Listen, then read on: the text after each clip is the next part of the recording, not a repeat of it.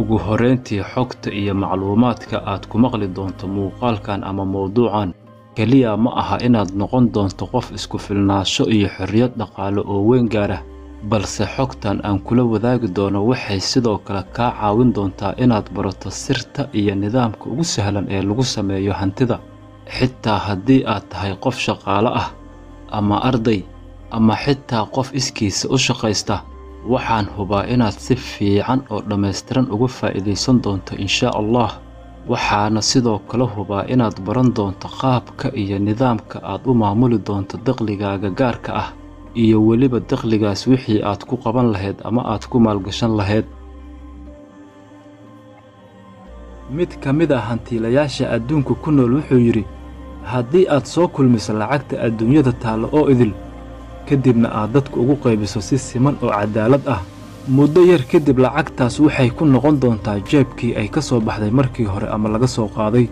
Haddaba waxaad ogaataa ama si fiican u dhuuxdaa in middaas micnaheedu ay tahay in kuwii markii horeba saboolka ahaa ay saboolnimadoodii u noqon doonaan, halka kuwii taajiriinta ahaana ay u noqon doonaan taajirnimadooda.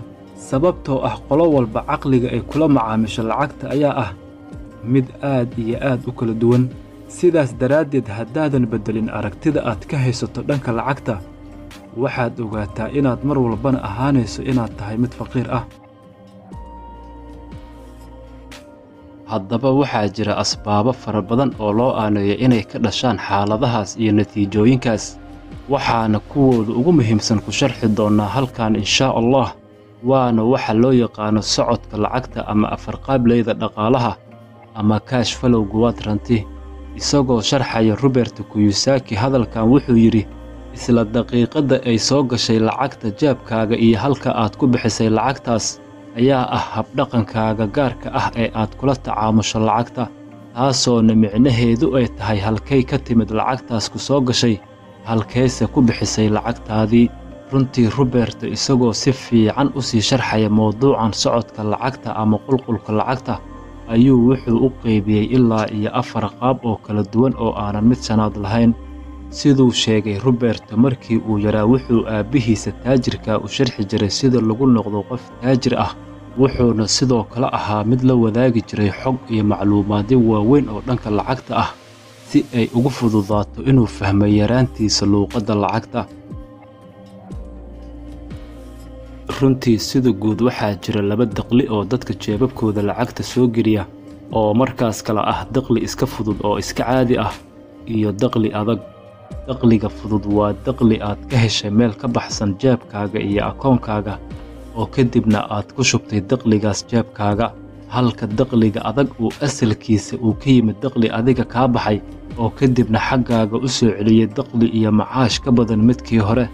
Haddaba haddii aan si fiican u sharaxno, dakhliga fudud waa mid ku xiran adiga qof ahaantaada, waana mid ku xiran howl aad qabatay iyo weliba dhaqdhaqaaq badan aad samaysay. Isla waqtiga aad isku daydo inaad joojiso shaqadaas iyo dhaqdhaqaaqaasna sidoo kale waa mid isaguna kaa istaagi doono dakhligaas fudud. Sidaas daraaddeed haddii aan isla ogaanay farqiga dhabta ee u dhexeeya labadan dakhli, intaas kadib waxaa si cad kuugu muuqan doona inuu arrinku yahay mid halis ah. Sababtoo ah markaad si fiican u fiiriso dakhligaas fudud ee soo galay jeebkaaga intuu doono qiimihiisu hala ekaadee, waxaad tahay qof sabool ah ama iska dhexdhexaad ah. Xitaa haddii uu yahay dakhligaas bishii ku soo gala lacag gaaraysa $1,000, waxaad tahay mar walba qof iska dhexdhexaad ah ama intaas ka sii hooseeya, maadaama dakhligaagu uu yahay dakhli iska caadi ah ama iska fudud. Balse halka dakhliga adag xitaa haddii uu yahay $400 ama $600, waxaad tahay qof taajir ah oo isku filan.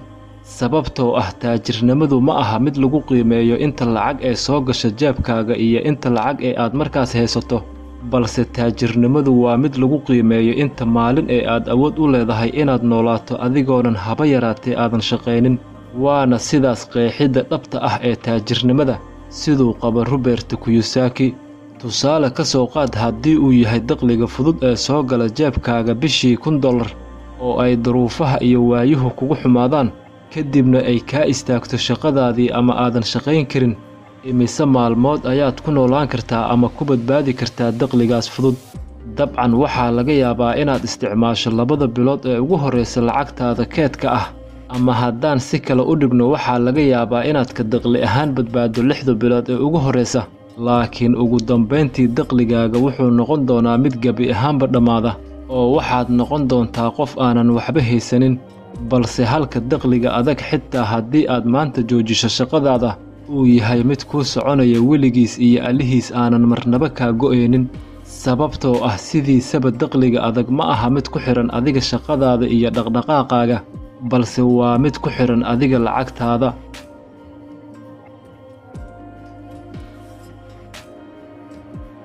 dabcan hadda waxaad si fiican iila fahantay farqiga dhabta ah ee u dhexeeya labadaas dakhli.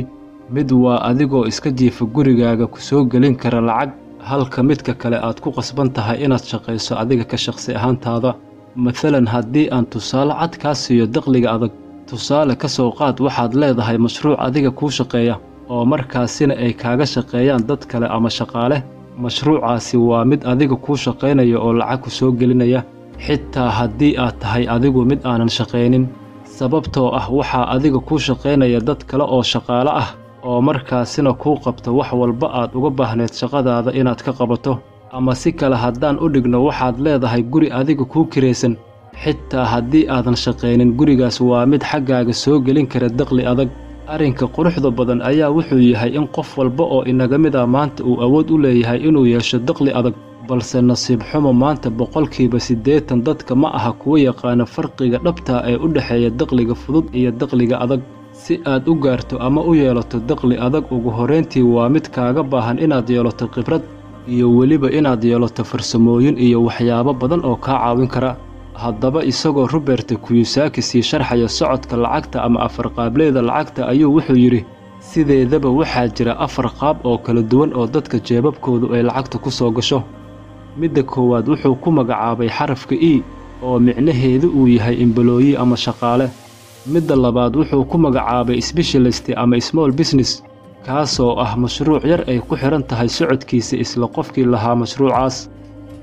midda saddexaad wuxuu ku magacaabay xarafka B, kaasoona micnihiisu uu ula jeedo ganacsade ama mashruuc weyn oo guulaystay. sidaan horeba u soo sheegnay, qofka ganacsadaha ahi waa mid mashruuciisa marka horeba ka soo bilaaba meesha ugu hooseysa, daal iyo tacab iyo shaqo badan kadibna waa mid dhisa mashruuc weyn oo guulaysta, sababtoo ah waxaa isaga u shaqeeya oo jeebkiisa lacagta soo geliya waa mashruuciisa. midda afraad iyaduna wuxuu u soo gaabiyey xarafka I oo ah investor ama maalgashte, waana midka ugu caqliga badan marka loo eego Robert Kiyosaki 4tan qaab ee socodka lacagta. qofka maalgashadaha waa mid haysta lacag badan oo wax ku maalgashto, isagoona raadiyo fursadda ugu fiican ee wax lagu maalgashto. muddo kadibna maalgashigii uu sameeyey waa mid xaggiisa u soo xareeya 10 jibaar macaash ka badan intii uu ku maalgashtay. mideeda kale muhiimaddu ma aha in qofka maalgashadaha uu ka caqli badan yahay 3da kale, balse keliya waa mid yaqaano oo xariif ku ah sida wax loo maalgashto iyo wakhtiga ugu fiican ee wax la maalgashto. laakiin qofka ganacsadaha ee mashruuca weyn ama big businesska ah marnaba uma baahna inuu ahaado mid caqli badan oo xariif ku ah maalgashiga, balse waa mid isaga naaquudo ka ah isla markabkiisa ama mashruuciisa ganacsi, isagoona ka soo bilaaba mashruuciisa meesha ugu hooseysa ilaa uu ugu dambayntii mashruuciisa uu u beddelo dakhli adag. haddaba godka koowaad ee ku magacaaban xarafka E ama employee waa qof shaqaale ah oo u shaqeeya mushaarka daraaddiis, sidoo kale haddii uusan maanta aadinna shaqadiisa waa mid aysan soo geli doonin jeebkiisa lacagta. sidoo kale godka labaad ee ku magacaaban xarafka S ama small businesska, isaguna dakhligiisu waa mid fudud oo iska caadi ah, waxaana ka mid ah dadka ku sugan qaybtan dadka xirfadleyda ama ku shaqaysta xirfadahooda sida mekaaniga, darawaliinta iyo injineerada. iyo sidoo kale waxaa godkan ku sugan dadka haysta ganacsiyada yaryar ama small businesska, sababtoo ah labada nooc ee dadka dakhligooda ayaa wuxuu yahay dakhli iska caadi ah oo iska fudud. tusaale ka soo qaad haddii uu maanta qofka darawalka tagsiga uu iska joogo gurigiisa oo uusan maanta soo aadin shaqadiisa, ma yahay darawalkaas mid heli doona lacag?